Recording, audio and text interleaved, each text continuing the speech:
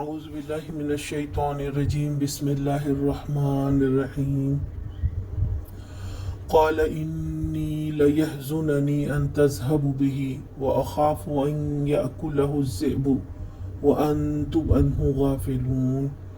باپ نے کہا تمہارا اسے لے جانا مجھے شاق گزرتا ہے اور مجھ کو اندیشہ ہے کہ کہیں سے بھیڑیا نہ پھاڑ کھائے جبکہ تم اس سے غافل ہو۔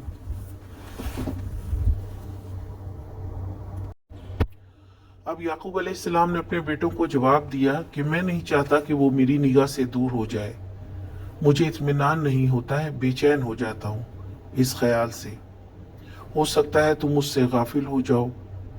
حزن اور خوف کا ذکر کیا ہے انہوں نے۔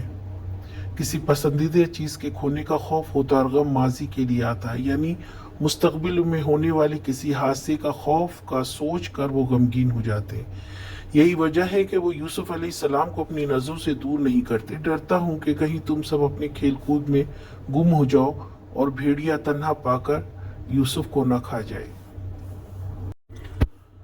آج کا سوال، خوف کیا ہوتا ہے؟